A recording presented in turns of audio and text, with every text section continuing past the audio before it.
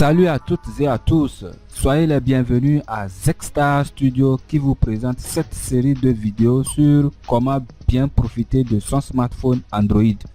Mais il faut déjà noter ceci, qu'il s'agisse d'un téléphone ou d'une tablette, le nom système Android reste presque le même, quelles que soient les versions récentes de nos jours. Tout au long de nos vidéos, nous allons utiliser les Galaxy S4 et S7 et un téléphone double SIM pour vous présenter des trucs et astuces sur Android. Restez juste attentifs. Cette présentation se fera étape par étape avec toutes les explications possibles.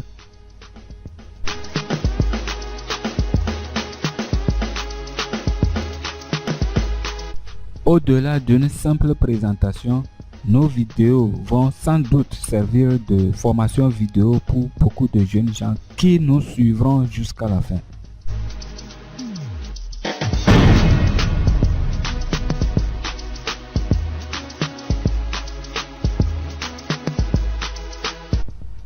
Dans cette première série de vidéos, nous allons aborder des points essentiels parmi tant d'autres.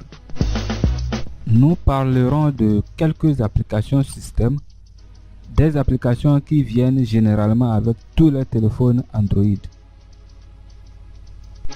Il s'agit ici des applications comme paramètres, contacts, gestionnaire de fichiers, galerie, internet, musique, S-Memo, horloge et dictaphone. La question qu'il faut se poser dans cette partie est la suivante. À quoi peuvent vraiment servir ces applications système? Dans cette application paramètres, nous allons nous intéresser aux choses que nous utilisons plus régulièrement. D'abord, nous allons nous intéresser à deux options. Une fois dans l'application, nous parlerons de deux options. Utilisation des données et plus de réseau. Mais il faut déjà noter que ces deux options ne peuvent être modifiées qu'après avoir inséré une carte SIM valide ou non dans votre téléphone. Après insertion de votre carte SIM dans le téléphone, entrez dans utilisation des données. Il faut d'abord cocher la case données mobiles. Ensuite, poussez vers le haut le trait portant la mention avertissement jusqu'au top niveau, comme ceci. À la place de la mention avertissement, vous verrez mentionné dans d'autres téléphones alerte. Cette opération contribue un peu à la réduction de votre consommation des données mobiles. L'option plus de réseau nous donne accès à l'option réseau mobile. De cette option, nous aurons trois options.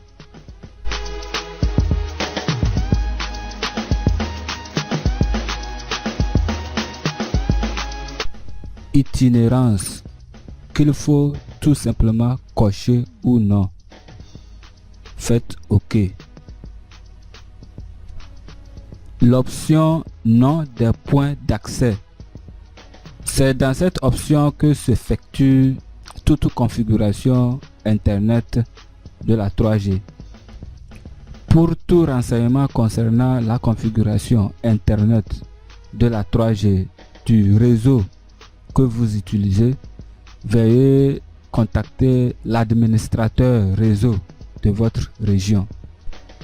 Une fois la configuration faite, vous pouvez parcourir toute cette liste pour revoir les informations saisies dans chaque champ.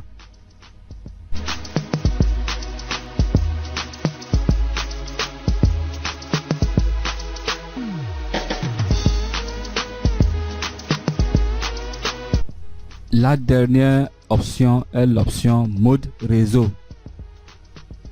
Dans cette option, vous aurez 4 différentes options. La toute première qui regroupe 3 différentes options avec mention connexion automatique.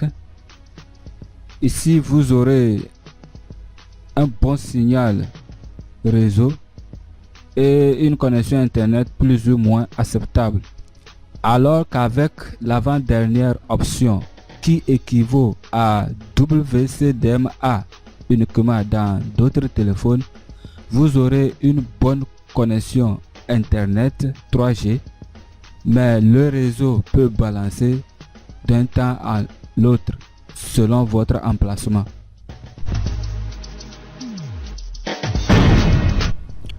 Toujours dans l'application paramètres, cette fois nous allons nous intéresser à la rubrique plus, où nous retrouvons pas mal d'autres options. Mais ici, nous allons nous intéresser à l'option gestionnaire d'application. Une fois dans cette option, recherchez la rubrique exécution. Dans d'autres téléphones, il sera mentionné en cours. Dans cette partie, vous aurez toutes les informations concernant la mémoire RAM de votre téléphone. Ce que le système et les applications utilisent comme mémoire RAM et la partie libre de la mémoire RAM.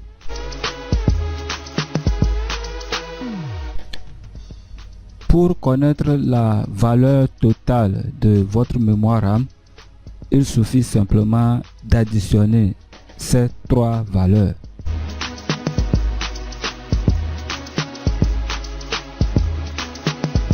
Nous allons nous intéresser à présent à l'option pile. Dans d'autres téléphones, il vous sera mentionné batterie. À ce niveau, lorsque vous cochez cette petite case, vous aurez le pourcentage affiché à côté de la batterie. Mais une fois décoché, ce pourcentage disparaît.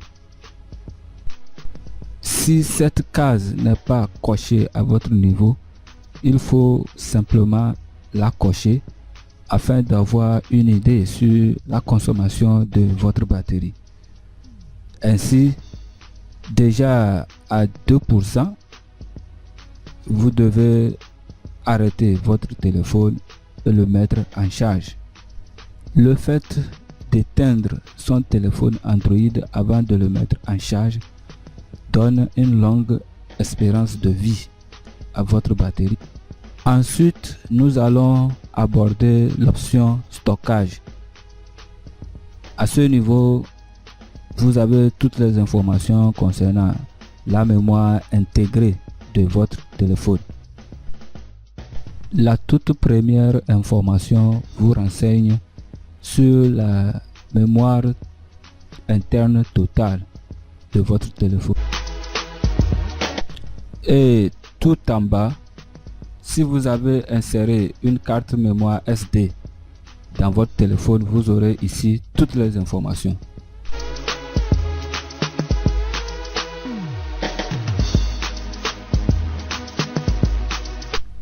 La toute dernière option à aborder est l'option date et heure. Comme vous pouvez le constater, je n'ai pas la possibilité de modifier ni la date ni l'heure.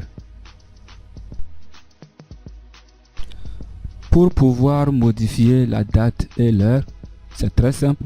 Il suffit simplement de décocher cette case et vous pouvez modifier la date, ensuite modifier l'heure. Une fois la modification terminée, il faut tout simplement recocher l'option date et heure automatique.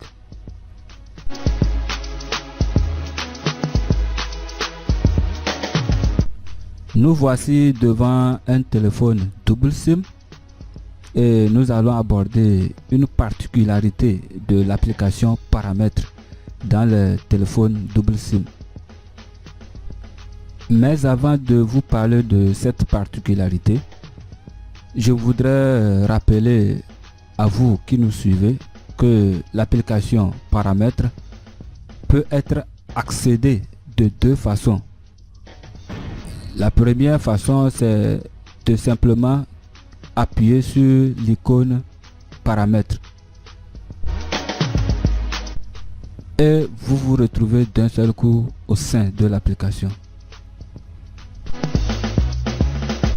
La deuxième méthode d'accéder à l'application paramètres, c'est de glisser depuis le haut de votre écran vers le bas et appuyer sur cette petite icône. Et nous voici à nouveau au sein de l'application paramètres.